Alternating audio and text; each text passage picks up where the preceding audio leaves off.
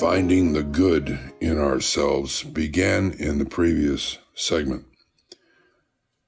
When we are discovering who we actually are, many of us are going to go through, our instinctual reaction is going to be fear. For some reason, human beings are notoriously afraid of looking at themselves because of what they have imagined they might find. This should be abandoned as a thinking process simply because most of us, seriously, most of us are really good people. We have just forgotten that we're good people, or we have simply not been taught how to acknowledge that we are good people. The way that we begin to develop a relationship with ourselves and to find that we are actually good people is by paying attention to the things that we instinctually do every day. For instance, if you have a job, and most of us do, if you set your alarm and you get up and you do whatever you do in the morning and you get yourself to work and you're on time most of the time, well, what does this show? This shows that you are responsible. Being responsible is a huge asset. Yes, most people do it. It doesn't diminish the fact that being responsible is an asset. It is good. And for people that come from a toxic, dysfunctional childhood or worse, need to acknowledge to themselves, not to brag to the world because they don't care, but to ourselves, that getting up in the morning because of an alarm and the responsibility of going to work is of value. And this is how we begin.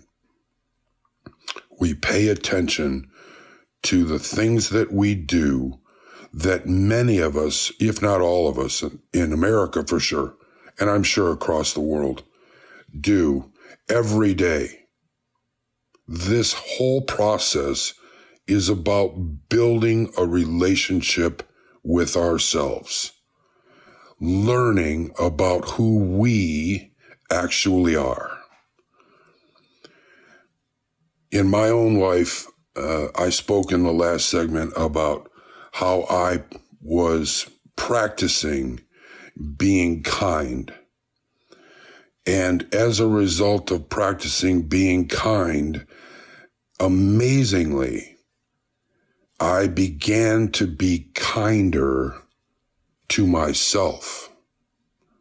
My views of myself began to change because I spent less time in an agitational state or an angry state and more time in a loving, kind state. So you see that by practicing a behavior to the world, to our friends and our family and our children and so on, and our coworkers and so on, it changes the way that we feel about ourselves. Now, if you have a coworker and that coworker is a jerk, there's a very good chance that just because you're kind to that person, they're probably going to stay a jerk. It's just the way people are, right? So we need to remember that we are being kind because we choose to be kind. We are choosing to live the way we want to live and not the way we were taught to live.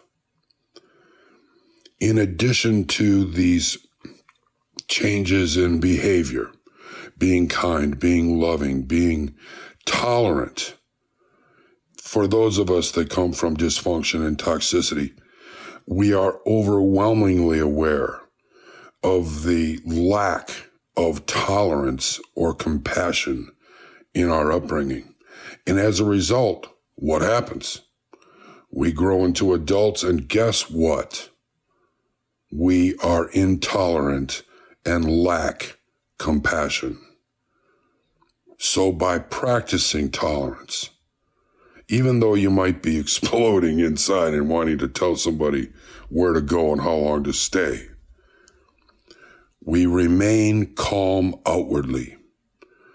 And we watch what happens by doing this. It's an amazing experience. We continue to look at ourselves and to increase our value as we understand ourselves based on fact. If you're a parent or you're a professional and you come home from work and the first thing you do is set your keys on the kitchen counter and you are searching for your kids because you want a hug.